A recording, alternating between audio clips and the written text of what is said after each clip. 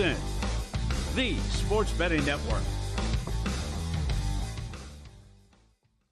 The numbers told the story, they always do. It's one of those idiots who believe in analytics. This is a numbers game with Gil Alexander on VSiN. Good Tuesday morning. Tune is a numbers game at VSiN, the sports betting network. VSiN.com, Game Plus, iHeartRadio, YouTube TV. However you're taking us in, I appreciate it. It's Gil Alexander flying solo today. Kelly on vacation. Wyatt hung out with us yesterday. We appreciate that. What a show today on this Christmas Eve morning. And by the way, Merry Christmas to you and yours. If you celebrate Christmas, that is. I do not, but I love Christmas. Who doesn't love Christmas? And in that vein, later today, the top 10 Christmas songs of all time as I see them. Listen, I take this very seriously. It's my list. I don't want to hear any guff about it. I got the top 10. It's an annual tradition here on a numbers game. That is what will conclude the show today. Top 10 Christmas jams of all time. They don't have to be jams, by the way, just songs. Some classic remakes, some originals. We'll get to that coming up. NFL Power Rankings on the way. Nick Whalen on the NFL and NBA. Nick from RotoWire. Sia Nejad from the Monumental Sports Network, talking both National Football League and perhaps beyond as well. Will Hill with all of his bets across multiple sports. As the week is college basketball and hockey sort of taking the week off. So the sports are slim, but the best of the best, of course, in full play with Week 17 kicking off tomorrow in the NFL. And Bill Connolly joins us from ESPN. He is the originator, the pioneer of SP+. For those who don't know what that is, Bill used to work, before he worked at ESPN, he used to work with Aaron Schatz over at Football Outsiders. He used to do college football for Football Outsiders, Football Outsiders being, when Aaron started Football Outsiders, the pioneer of football analytics. Bill did college football, and he developed a stat called SP+, which is a tempo and opponent-adjusted measure of college football efficiency, and is intended to be predictive and forward-facing. Not one of these things that says, oh, here's what you've done, here's what you faced, but really try to be predictive. So we'll get his thoughts on the 4 quarterfinal games in college football and the college football playoff, and, of course, who he's got as the short shot to win it all in the first college football year of a 12-team playoff. And hopefully these games, maybe not hopefully, maybe your bets will dictate otherwise, that you don't want it to be any closer than the first-round games were. As far as the game last night, let us begin there with Monday Night Football. And this we were throwing around text last night, this felt like one of these games where I remember when I was a kid, they used to have like Joe Montana throw the 5-9 Rams down a flight of stairs, as my buddy Jeff Hoos would say. This was a blowout from the outset. The Packers beat the Saints 34-0. This was a contest play for me. I hope everybody made money on this, whether you had it pre-flop or not, because this was one of these games that if you were paying attention, the in-game fest ought to have begun. If you didn't have conviction on laying 14 or 14.5 pre-flop, you didn't need to watch much football before you knew how this one was going to go. The Saints came into it, of course, without Derek Carr, without Alvin Kamara, without Chris Olave, without Rashid Shaheed, without Marquez Valdez-Scantling, without Taysom Hill. I could go on, but you get the idea. Packers, 10 plays, 63 yards right out of the gate. Love to Wicks from 2 out as Ugo Amadi of the Saints tried to perform the rare cornerback flop on the play. 7-0 Green Bay. The refs were not fooled by it. New Orleans punting after looking like they were going to go for it on 4th and 7, but then they false started. Green Bay immediately 17 plays, 96 yards. That took 8:55 off the clock. Jacobs in from 2. That was a 14-0 lead with 11:43 left in the second quarter. And then after another New Orleans 3-and-out, Green Bay 6 plays, 67 yards. Chris Brooks in from 1, 21-0. And that is really all you need to know about that football game as the Saints go down hard, 34-0. It is the first shutout in the NFL this season. First shutout. It took us the last game of the 16th week of games to get there, but here we are, the first shutout of the NFL season. The Saints had been shut out only once in the 369 games they played before this, so make that 2 out of 370. Green Bay now 6-1 to win the NFC, 12-1 to win the Super Bowl. The only sort of negative side, or potentially negative side for the Packers in this, Christian Watson with a knee injury late in the second quarter. He did come back to play a few plays, several plays actually, 4 plays in the third quarter before sitting for the duration. So that's the only sort of question mark. They're going to Watson is going to undergo tests, I should say, today. So we'll learn more of the extent of that injury. But other than that, Packers did all they needed to do in this one. The only other sort of note in this game, well, a couple. One, our buddy Todd Wishnev was upset that he felt like when Malik Willis got in that game and the Packers had a 4th and 2 in plus territory, up 27-0, that they shouldn't have thrown it deep. He got a little offended by that. I'm not sure if anybody else did, but I understand the sentiment. Old school football didn't used to do that. Used to just run it into the line, a cloud of dust. If you got the 2 yards, you got them. If you didn't, you didn't. But they went deep, and it ended up being 34-0. The other thing was the interim coach Darren Rizzi's gaffe at the end of the second quarter. The Saints down 21-0 at this point, and the Saints matriculating the ball down the field. They get it to a 3rd and 6 at their own 49 with 46 seconds left. Rattler to Kevin Austin Jr. for 17. He fumbles it out of bounds, and the clock, so they're already in field goal range. The clock keeps going at this point. Plenty of time to get in the end zone. You just got to use your timeout that you have. Instead, they don't, and 24 seconds tick off the clock. Now, Rizzi's explanation after the game was he said a couple officials told him that while the clock stopped momentarily, that it would remain stopped. Instead, when it rewound and the game clock started again, he was busy talking to his coordinators. So he missed it, and 24 seconds go off the clock, and then Rattler takes a ill-advised sack, and that was it. They didn't even get into they were knocked out of field goal range, and that was probably their best chance of scoring this football game. And so 34-0 it is. And it gets to the questions now, if you look macro on the Packers. If in the AFC you believe, as I think most do, that there's 3 teams legitimately that could win the Super Bowl. Yes, upsets can happen in a postseason, but really Kansas City, Buffalo, and Baltimore are your 3 top candidates in the AFC. In the NFC, if you believe that Detroit, Minnesota, and Philadelphia, in whatever order, are the 3 that could legitimately win the Super Bowl, do you add the Packers to that mix? Do you believe that the Packers legitimately could win the NFC or could win the Super Bowl?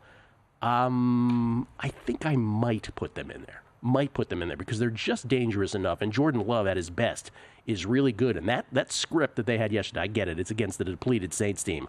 But just feeding Joshua Jacobs and controlling a game like that, obviously they're going to be on the road. Here's the thing with the Packers, right? This is the problem with that thought exercise is the Packers cannot win the NFC North. So they are slotted in at the number 6 wild card position right now, and that is, I would say, unlikely to change. It could change, but I don't know. We'll find out after this coming week, after they play the Vikings, if it's more solidified. Right now, if the playoffs were to begin, and I get it, there's 2 weeks left, but just a look ahead to some of these matchups, this obviously subject to change, but I think it's one of these years where it's less subject to change than in other years. In the NFC right now, you would have the Lions. I get it, Vikings fans. You get a shot still to control your own destiny here in the last 2 weeks. So I'm just saying, if the playoffs were to begin right now, Detroit would be your number 1 seed. The Commanders, as the number 7 seed, would travel to Philly to take on the number 2 Eagles. I'm sure the Eagles line will be disrespectful to the Commanders. I'm sure the betting line will be. The number 6 Packers, so think about that. You have a division in the NFC North that could potentially end up with 3 different teams with 13 wins. That is still a possibility. That is unbelievable. And the Packers, for all their effort, would end up with a number 6 seed on the road at the NFC West leading Rams. Again, if it's to begin tomorrow, which it does not. Packers would, I don't know, that would be a really tightly lined football game. The number 6 Packers at the number 3 Rams. The number 5 Vikings would travel to the number 4 Falcons as it's currently constituted. Vikings would be a short favorite in that game, probably a field goal favorite, I would imagine. AFC right now, the number 7 seeded Broncos would travel to the number 2 Bills. The Bills would be massive favorites in that game as the Chiefs would get the bye. The number 6 Chargers would travel to the number 3 Steelers. That would be an interesting game to bat around the week leading up. And the number 5 Ravens right now, as is, they are not in the driver's seat in the AFC North. They would travel to play the Texans. They are 5.5-point favorites against the Texans at Houston tomorrow all the way up to 5.5, by the way, this game tomorrow between the Ravens and the Texans. So that gives an indication as to what that line might be in a hypothetical playoff game come wild card week, which is now just over 2.5 weeks away. As far as bets that I made, again, if you missed guessing lines yesterday, Wyatt was in for Kelly. The bets that I have made after a few weeks of really slim pickings of the NFL, I have 4 bets that are actually in pocket already. The Chiefs minus 2.5 tomorrow at Pittsburgh. That is the one where I jumped on that first. That was the first game we got to. That was the first line I liked. Again, if the Chiefs can win tomorrow, they clinch the number 1 seed in the AFC playoff picture, and they would have 24 days until they played another meaningful football game, meaning that they wouldn't have to worry about Week 18. It would have no impact on where they end up in the postseason. And then, of course, they would have a bye during the wild card week. So 24 days if the Chiefs are able to win tomorrow. So I laid the 2.5. I also have the Commanders at minus 4.5 on Sunday, hosting the Atlanta Falcons. I thought that was a disrespectful line. These lines with Washington, very disrespectful. Although Atlanta's taking some money, quite frankly, it's going against me. But I like the Commodores there.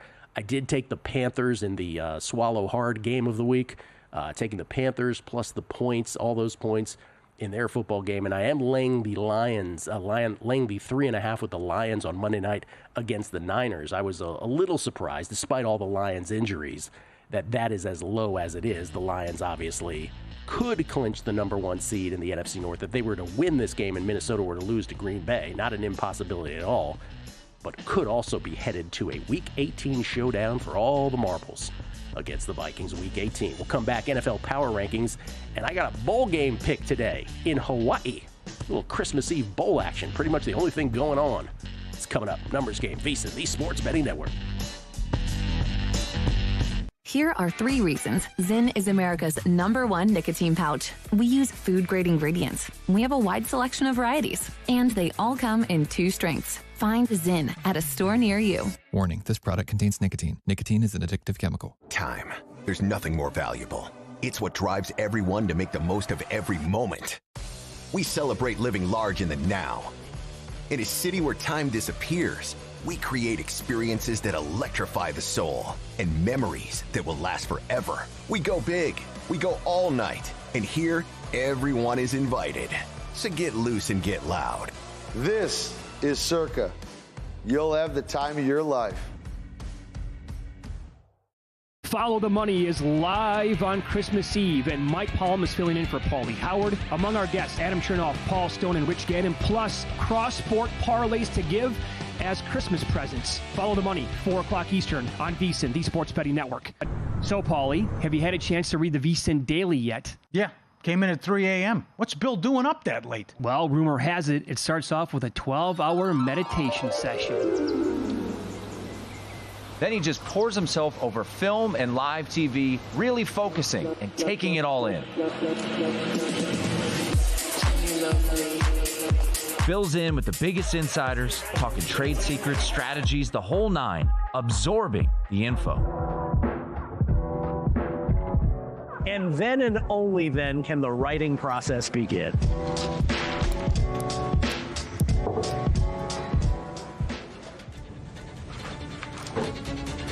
In Las Vegas, Bill's late night becomes your early morning. Wake up to the very latest betting insights in your inbox with the VSiN Daily. Sign up for free at vsin.com/newsletter.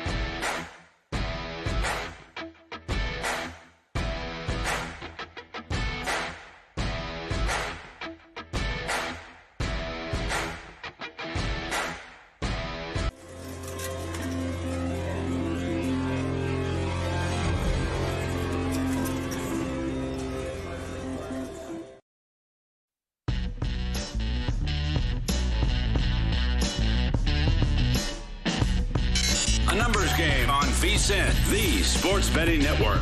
Are we at the Christmas songs part of the show yet? Or not? Okay. Ready to take your tailgate to the next level? You got to try Sewell's Barbecue. Born from a backyard cookout in a mason jar of unforgettable flavors, Sewell's has become a southern favorite, delighting taste buds from Georgia to the Carolinas. From smoky ribs and mouth-watering wings to the perfect backyard burger, Sewell's turns every bite into a flavor-packed experience. Order now at SewellsBarbecueSauce.com. I will spell it for you. That is SEWELLS sauce.com. Flavor this good. It's just a click away. Skill Alexander, we had tweets at Beating the Book. I always appreciate the tweets, not only for this show, a numbers game, which Kelly and I do every day here with love. Hope our enthusiasm sort of comes through the screen and through the radio for you, because we just have a great time, and you all make it as great as anything about this show is the listener feedback to this. But we also get feedback on the Megapod as well, the Beating the Book Megapod with Todd Wishnev and Will Hill. Stu Magoo tweets in, the greatest show doesn't get any better than the Megapod. Appreciate that. And a lot of people are getting their podcast results from the years. Teasers and Parlays showing us his graphic. Another year to increasing ROI and expanding my betting knowledge. Thank you, Gil and Kelly, for all your hard work on ANG. Will Hill and Todd Wishnev for the best football pod out there. And Wes Reynolds and Matt Brown for the best content on golf betting. How about that? Numbers game ends up 1. Should have been more from Will Hill 2. Beating the Book number 3 and long shots 4. Thank you, Teasers and Parlays. Thank you for all your support on behalf of everybody in that tweet. Michael Harrison, love it when Fox switches to some crazy Skins home game around 4:02 p.m. LOL. Something about that field comes through great this time of day. Talking about how the Skins now have had 3 unbelievable finishes. Once again, the Hail Miriam against the Bears, the Terry McLaurin mad dash against the Cowboys, followed up by the missed extra point where the Skins lost, and of course this last game with Jaden Daniels engineering the drive to beat the Eagles. Sean Boland, I've been a listener for about 3 years. What I've learned from you guys is how to bet smarter, find an edge, exploit it. I figured out how to use data without models. I can honestly say thank you for how I look at wagers and handicapping. Thank you so much, Sean, for the very kind note. And The Better Life, Tim Lawson, not surprising that my top podcast of 2024 was a numbers game right here on VSiN, the Sports Betting Network. Always appreciate that from everybody. Jason Stark, happy Hanukkah. Gil, thanks for the Christmas wishes. Great to listen to you driving around doing last-minute prep for tonight. You're a vital part of my days. And you, sir, are a vital part of mine. That applies to each and every person who listens to this show. Roger Jones, happy holiday, guys, to Kelly and me. I appreciate that. Jason H11, Merry Christmas to Kelly. Hope the hurricane isn't too bad. Happy Hanukkah to Gilly and ANG's favorite Yinzer, Todd Wishnev. May your new year be full of discounted parking. In his Yinzer voice, best Yinzer voice. Appreciate it. Merry Christmas to you and yours. May it be a safe and lovely holiday here. Whatever you choose to do, whether you're at home, whether you travel to family, or whether you're just chilling watching the Hawaii Bowl tonight, which is what a sad person like me is going to be doing. Sad, and I'm trying to make money though.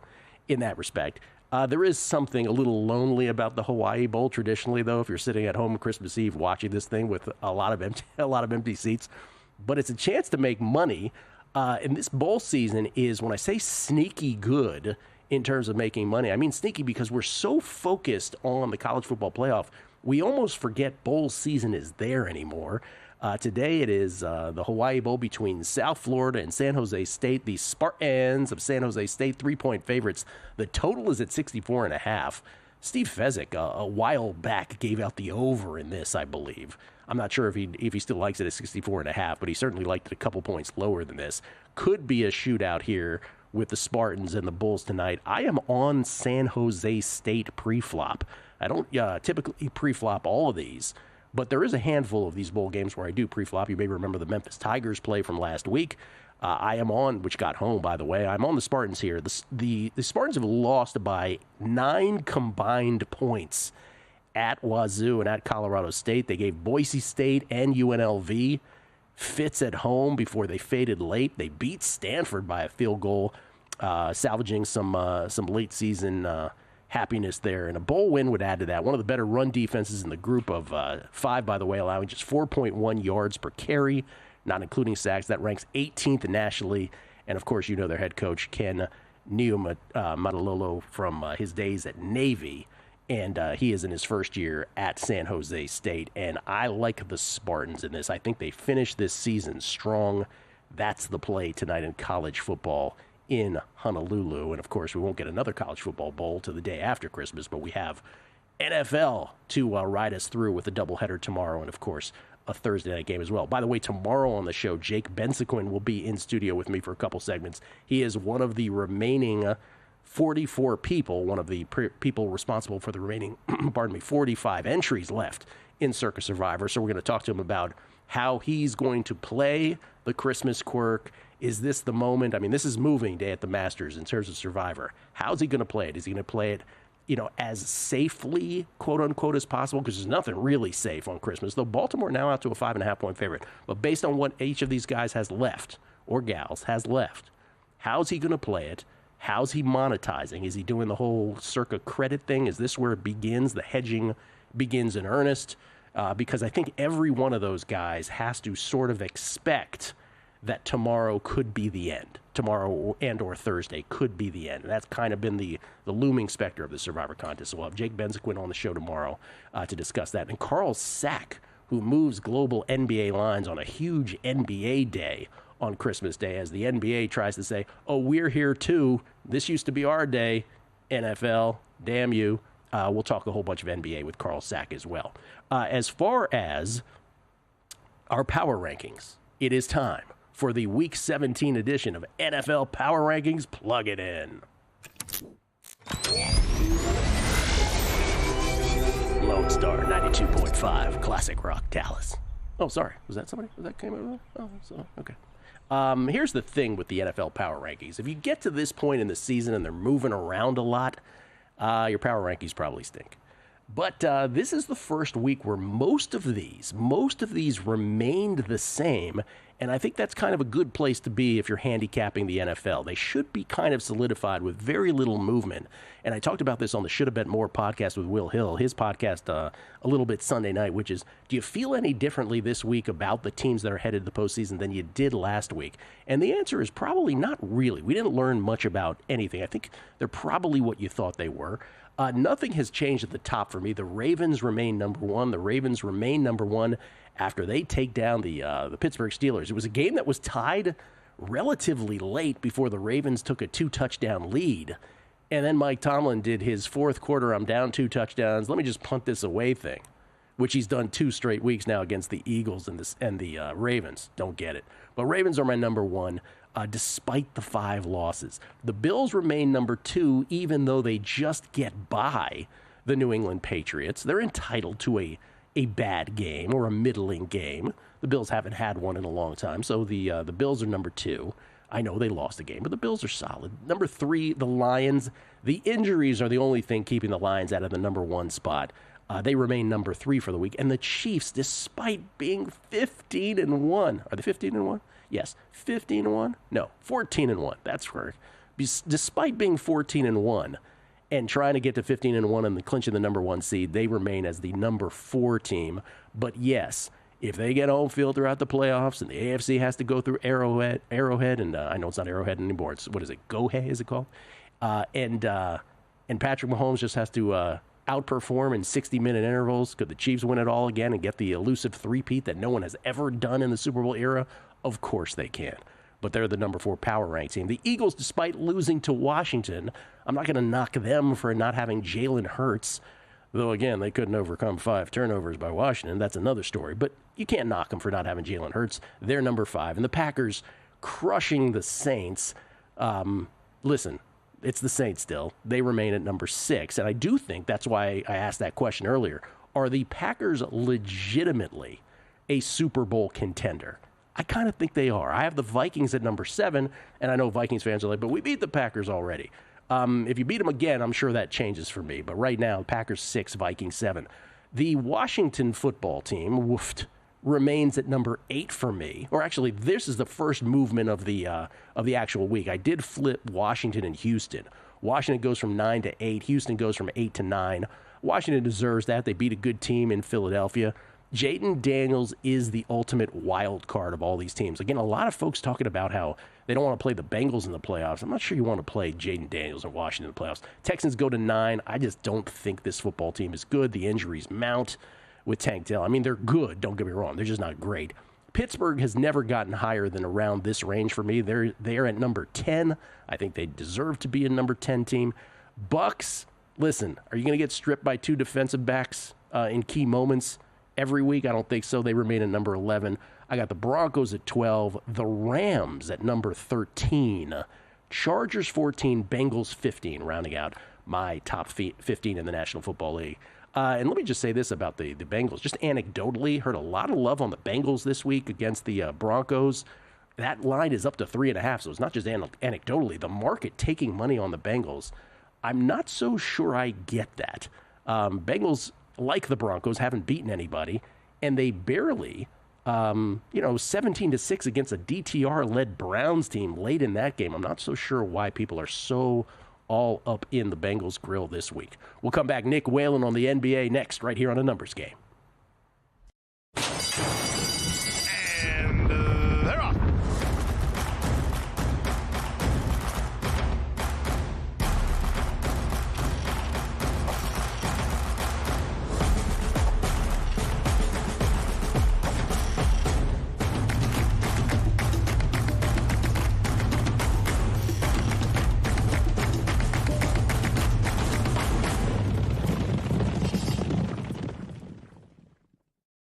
Sports betting game with VSiN's exclusive betting splits.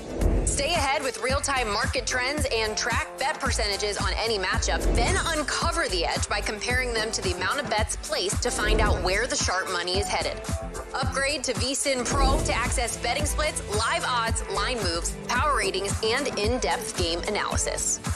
Go to VSiN.com/pro to join VSiN, the sports betting network.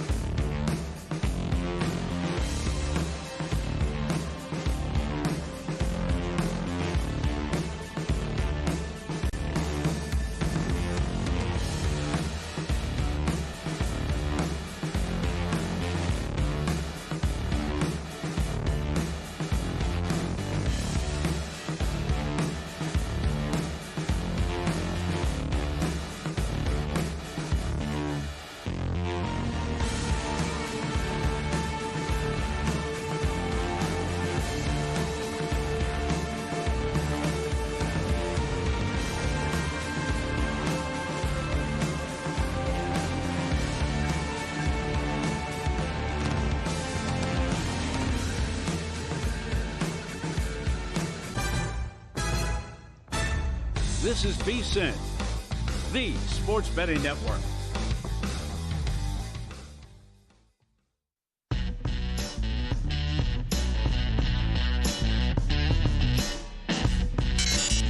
Game on VSiN, the sports betting network. Hey, if you want to become a sharper bettor this holiday season, and I know you do, VSiN has the ultimate gift for you or the sports bettor in your life right now. Take advantage of our holiday special. Get VSiN Pro access to everything we offer through May 1st for just $79. Sign up now, get instant access to our daily best bets to help you cash more tickets, exclusive betting splits from DraftKings and Circa, 24/7 video access, plus all our betting guides. That includes college football, the college football playoffs, Super Bowl, March Madness, everything you need to win big this season. Make the holiday season unforgettable with the gift of smarter betting. Head to VSiN.com/subscribe now and unwrap your winning edge today. It's Gil Alexander. Merry Christmas. Merry Christmas to each and every one of you. Whether you tweet or not, we do get tweets at Beating the Book. Los Vegas 514. Actually, Frank Doyle, pardon me. Seeing a plus 120 on the Packers to be the number 6 seed on ESPN Bet. How we feeling about that? There's still a possibility that they could go up or down, but 6 feels kind of right. Of course, if they, there is a possibility where they won't have to play week 18 and they would be locked into it as well. I don't hate it. Let's put it that way. I'd have to look at more of the permutations, but I don't hate that because 6 is really where they're most likely to be at this point. Derek Michael 87, you guys are the best. Merry Christmas. Patiently waiting for Gilly's Christmas song breakdown. So am I. Are we at the Christmas song bar yet? No, not yet. Okay. Las Vegas 514, yo, putting in my pick for best Christmas song. Merry Christmas, baby, Chuck Brown. Gotta have some go-go Christmas music. Chuck Brown did not make the list. I'm sorry. The godfather of go-go, for those of you from the DMV. Stud Bod. This man calls himself Stud Bod on Twitter. Wow. Take you frame by frame it. Reference on a numbers game pod yesterday reminded me of 1993 and OPP. Loved it. I'm glad you caught it, Stud Bod, because I'm not sure how many people did. I think it was about the Joe Burrow touchdown pass where it looked like to the naked eye there's no possible way he could have been in the air when he threw the touchdown pass to T. Higgins. And instead they, how did they explain it? They took it frame by frame. Thank you for noticing. DJ Jams, I made some money. Let's go. Oh, DJ Jams is showing me a ticket of his. He played the Saints alternate points total last night at under 2.5. What was that, 8-1? Plus 730 you got it at on a profit boost. Nice, very nice. Congratulations on that. Roger Jones, Gil, I'm sorry, but I have to call BS. You know Mr. Fezzik because it's Twitter and I don't want to get him angry. Not only would not like the total in the bowl game if it moved a few points, he would chastise those who bet it after it moved. Yes, he would. You're absolutely right. And then Y-Town Gambler. Highlight of my day so far was hearing Gil and I are on the same side with San Jose State. Let's go Spartans. Let's do it. Ladies and gentlemen, this is the only guy who ever grew up in Green Bay and decided, I'm not going to be a Packers fan. I'm going to be a Jaguars fan. It's our buddy from RotoWire, senior analyst at RotoWire, and, of course, host on the Sirius XM NBA channel. It's Nick Whalen. How you doing, Nick? That felt like a cheap shot, given what we saw from the Jaguars on Sunday in Vegas. But unfortunately, you are accurate. I have not met a single other Jaguars fan, not only in the city of Green Bay, but in the state of Wisconsin. But good to be here, as always, man. I always love doing this show and been enjoying listening to the Megapod every week as well. It's been in the rotation. Oh, thank you. We'll try to keep the cursing down. Maybe. By the way, Megapod today, special early Megapod, Matt Brown. VSiN's own Matt Brown is our guest. All right. So we're doing that. You just real briefly, can you tell people what was the set of circumstances where you're like, oh, all of my friends are Packers fans. The entire city is Packers fans, but not me. I'm going to be a Jaguars fan. How did that go down? Yeah, one of the worst decisions of my life, no question about it. I think some people could probably empathize with this where, you're younger and you're watching a lot of football, you're playing a lot of Madden 2002 on the PS1, and, you attach yourself to certain teams, certain players. For whatever reason, that was the Jaguars for me. And, most of my friends kind of grew out of that phase. They wised up. They became Packers fans. They did not stay with the dark side. And I stuck with it way too long. All of a sudden, 7th, 8th grade into high school, I'm still a Jaguars fan. And it just reached a point of no return. I became the Jaguars guy, and I couldn't renege on that. So basically I got in too deep. I picked the wrong franchise. We had our nice run to the AFC title game in like 2017, whatever year that was. Other than that, just a brutal decision by me. But I got to stick with it, man. One of the worst decisions of his life, and he's sticking with it. All right, Nick. Good. By the way, you can follow Nick on Twitter at Whalen, but substitute the L with the number 1. Okay, speaking of the NFL, I have a list from you of leans. I'm not sure which of these are actual bets, or are they still all leans? Let's start with tomorrow. The Ravens are now up to 5.5. You still leaning Ravens at that number? it's more of a lean than a lock, I would say. But really, more than anything, I'm looking to fade this Houston team. I know they're at home. I know that they played Kansas City relatively well last week on the road, but Houston has just not impressed me for the most part this season. I think the defense is legit. The pass defense specifically continues to improve. The pass rush has been solid. But this offense is just not the unit that we thought we were getting. And we saw flashes earlier in the season. I think they were up over 400 yards in 3 of their first 4 games. And this is an offense that's routinely struggling to get to 300, 350 yards now total as we get into the back half of the year. And you're now taking Tank Dell out of the equation as well. I mean, I think it's not a great sign when you're bringing in Deontay Johnson, of all people, to save your receiving core at this point in the season.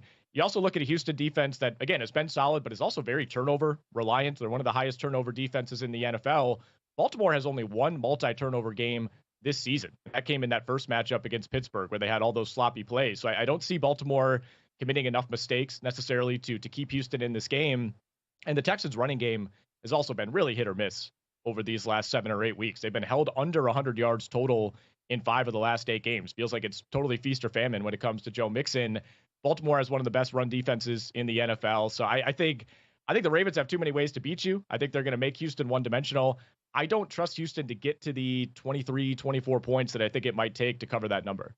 You also have leans week 17 beyond the Christmas Day games and the Thursday Night Football game. You also have leans on the Commanders. You and I are simpatico on that, laying what is now 4-ish against the Falcons. I can't believe it's that low against Michael Penix and the Falcons. Right. Not your Packers, but you have a lean on the Packers. You're also leaning with the Dolphins. You're leaning with the Rams and the Denver-Cincinnati over 49.5. Speak on whichever one of those you feel strongest about, if you would. Yeah, I'll just briefly on the Commanders. I'm swinging back and forth here because I was all over Philly last week, and you know as well as I do, Gil. I know where your sympathies lie with Washington, but my goodness, I have no idea how the Eagles ended up losing that game, even with Kenny Pickett coming in. But I think we're getting a really good number here, considering it's Michael Penix's first road start. I thought Penix looked fine last week, but I just don't know how to judge a game against this version of the New York Giants, where Drew Lock is not only giving you 2 pick sixes, but also a sack fumble. I thought the defense really carried a lot of that for Atlanta last week, and you're not going to be able to rely on that against Jane Daniels and this Commanders team. I think this could be a shootout, and if you're asking Michael Penix to go score, 27, 28, 30-plus points on the road, I think that could be a tall task. So Washington would be one of my leans. Looking at the over in that Denver-Cincinnati game, I'm struggling to settle on a side here. I think at 3.5, I would lean Denver. But I think we get points, no doubt about that. We know about the liability that is the Cincinnati defense. I think these last 2 weeks against Tennessee and Cleveland, they've generated 9 total turnovers in those games, but a lot of that is going up against Will Levis and DTR and Mason Rudolph. And this Denver defense has a significantly better reputation. The numbers are, of course, much better than they are for Cincinnati, but they've quietly given up a lot of points, a lot of yards in recent weeks to some pretty questionable offenses. 34 last week to the Chargers, 32 in that crazy game against Cleveland. Certainly should have given up more to the Indianapolis Colts. They struggled with the Raiders last month. So I don't know that the Denver defense is playing quite at the same level that it was earlier in the season. Obviously, this is a desperation spot for Cincinnati and really somewhat of a desperation spot for Denver. So I think both of these teams kind of go all out offensively, and we push that one well over the 49.5. Tomorrow, of course, known to be a big NBA day, we have a quintuple header. Gives us a chance to say the word quintuple for the rare time here on a numbers game. Quintuple header in the NBA. Spurs at Knicks, T-Wolves at Mavs, Sixers at Celtics. Day after Joel Embiid got ejected for the second time in his career. Lakers at Warriors and Nuggets at Suns. What do you like best? Yeah, I like the Mavs to take care of business at home against Minnesota. I think we're getting a good number. It was 5 yesterday, now seeing 5.5. I just think Dallas is a significantly better team. Got a nice little tune-up game last night against Portland. They've been a really good team at home this season. Minnesota been a bit shaky on the road. Minnesota has just dropped a few games in a row now. They lost to the Hawks last night, blew a big fourth quarter lead, and it really, more than anything, this is a fate of Minnesota. It's a team that I've loved betting against this season. They really have 2 offensive options. You watch this team, and they're starting 3 non-threats every single night in Jaden McDaniels, Rudy Gobert, and poor Mike Conley, who's playing way too many minutes at this stage in his career. But they need him to. Maybe you get something out of Naz Reid off the bench. Dante DiVincenzo has just been terrible this season, and that's about it. And it almost feels like this is going to be like a 5-on-2 type of game. So Anthony Edwards' points prop is sitting at 24.5. I would take the over there. He's going to have to take a ton of shots if they want to keep this game, relatively close. But the Mavs are really deep. They have so many options, and I think this is one where it's going to be tough for Minnesota to keep up. The Timberwolves have not scored more than 108 points in a month. That is crazy in the modern NBA, and Dallas is one of those teams that's routinely pushing 120, 125. And you did say real quick, you do like the Lakers Dubs under as well tomorrow? I do. Slightly into the Lakers on the side for me, but I like the under 230. Both these teams have been under teams on the year. The Lakers are 17-11 to the under. That's one of the biggest discrepancies in the NBA. They are both bottom 5 offenses in the last 10 games. Neither team shooting the three-pointer well, especially LA. Nick, Merry Christmas, man. Happy holidays. Thank you so much for making an appearance this morning. Hey, anytime, Gil. Thanks for having me. Nick Whalen, everybody. At Whalen. Substitute the number 1 for the L. He's got at Whalen on Twitter. We'll come back. Sia Nejad, all his plays next on A Numbers Game. Got a good thing coming, so wait and see. It's a good.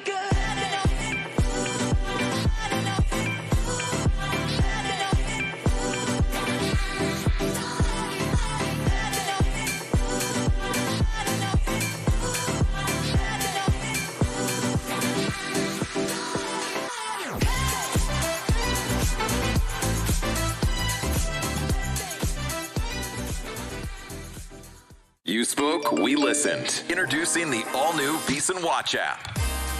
Now, you can watch and listen to VSiN expert analysis live wherever you are. Missed a show? No problem. Catch replays of VSiN's full lineup at any time. View highlights sorted by sport. Or use the search feature to find specific teams and topics you're looking for. And the best part? It's free for a limited time. Download the VSiN Watch app today.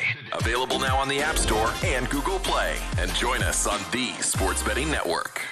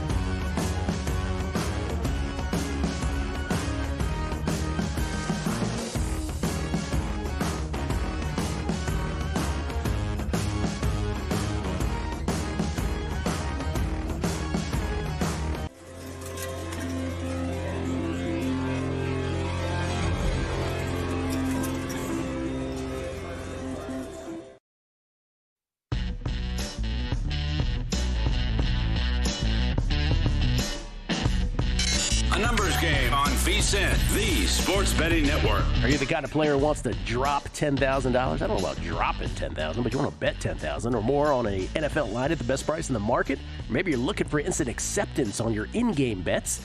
You need SportTrade, the app that's revolutionizing sports betting with minus 104 lines instead of the standard minus 110, instant in-game betting, and a dedicated concierge player service. SportTrade delivers a premium betting experience like no other. Now live in New Jersey, Colorado, Iowa, Arizona, and Virginia.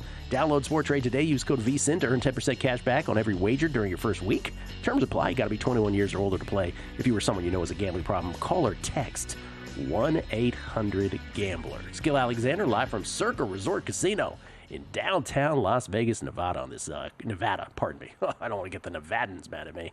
Christmas Eve morning here at Circa. We get tweets at Beatty the Book. Always appreciate the feedback. Now, see, I said this about the Christmas songs list coming up. It's my list. I don't care what you people say. But apparently, you people want to say something. And by you people, I mean you, the lovely listener, the greatest listeners who have ever been in any radio show ever. Johnny Ringo, if the great Nat King Cole doesn't make the list, Gil might be in jeopardy of falling off the top spot of host power rankings. Okay.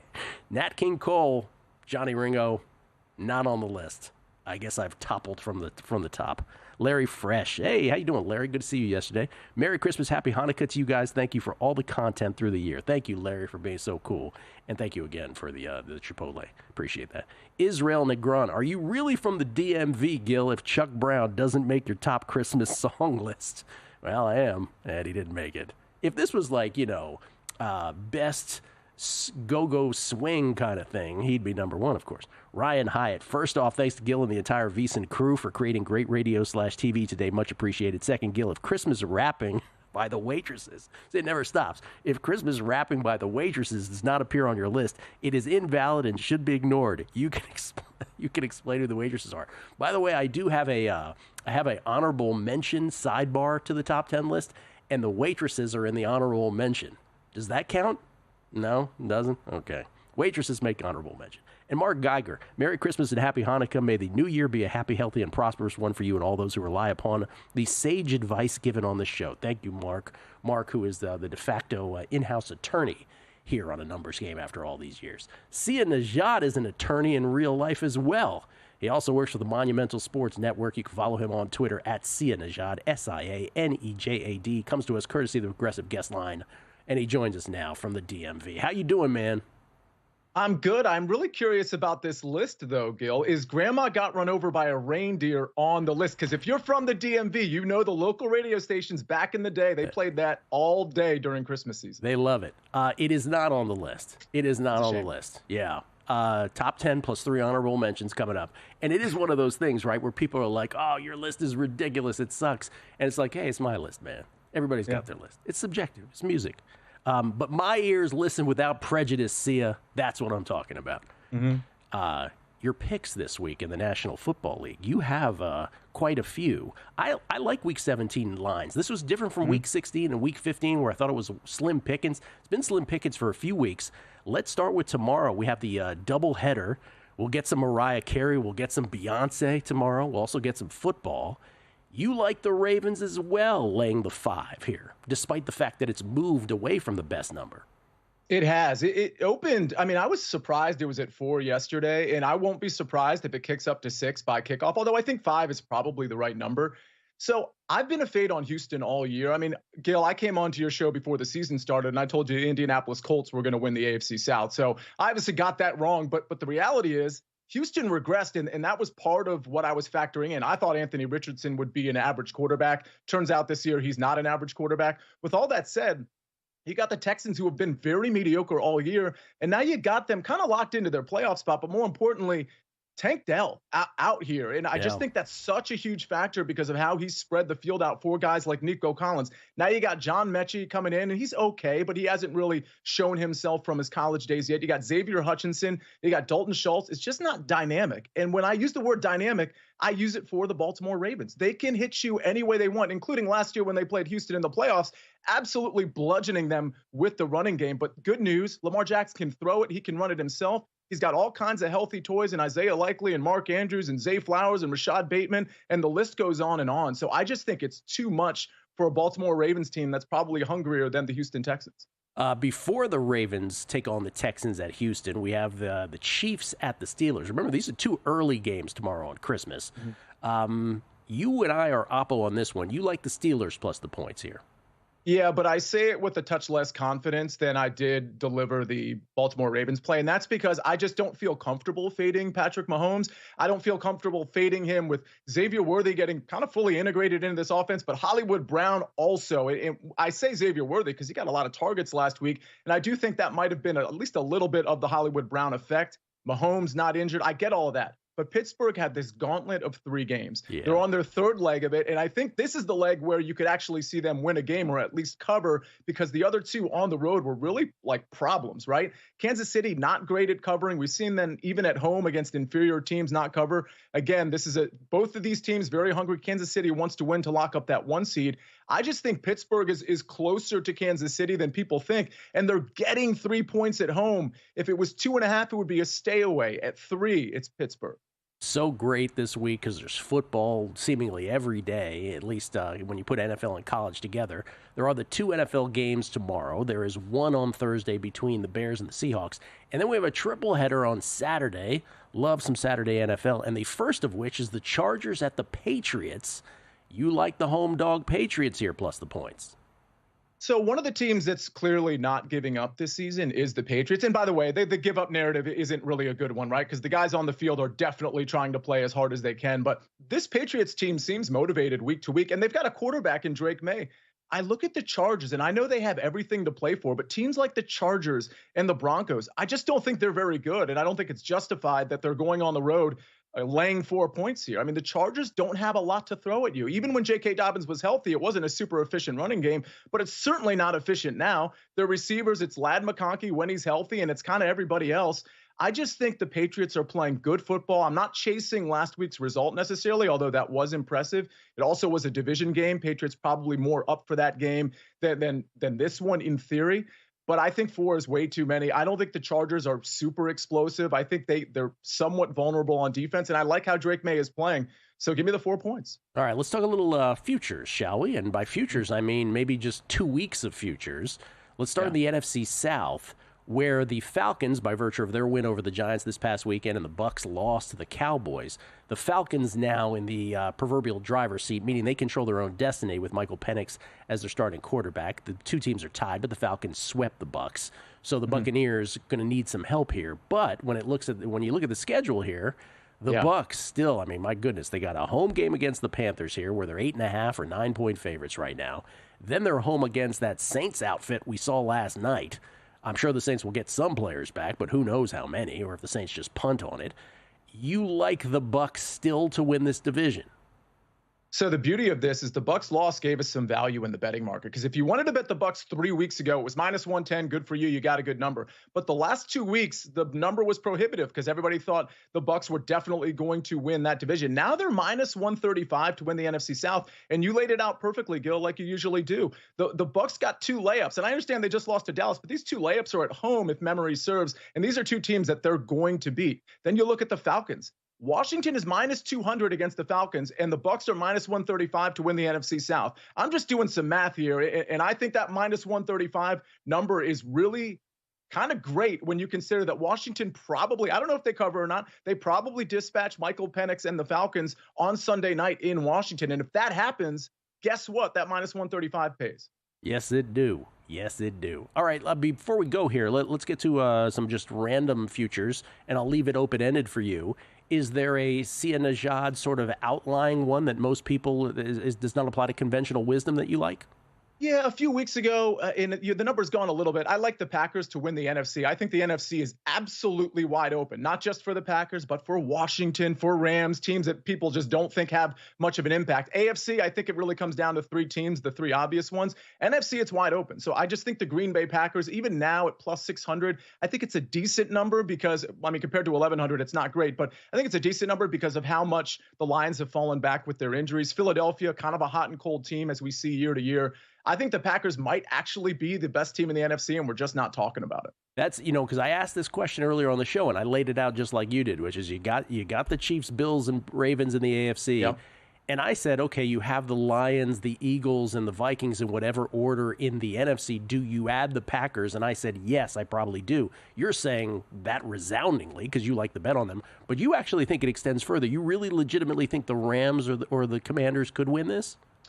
I think they could. And I say that because the NFC is not top heavy like the AFC is. If the Commanders and Rams were in the AFC, it's a no-go. But again, the Lions, very vulnerable. The Eagles, in my opinion, very vulnerable. So it's anybody's game. If the Commodores got to the Super Bowl, my head might explode off my body. It'd be unbelievable. You too. I know you would. Sia, Merry Christmas, man. Happy holidays. Appreciate it. Thank you. Die Hard is not a Christmas movie. Yeah, to get that in. It is not. I firmly believe it is not. Thank you, Sia. Will Hill with all his bets next. And we're out. Okay, give me 1 sec. I need to load funds into my gaming apps. Stormy,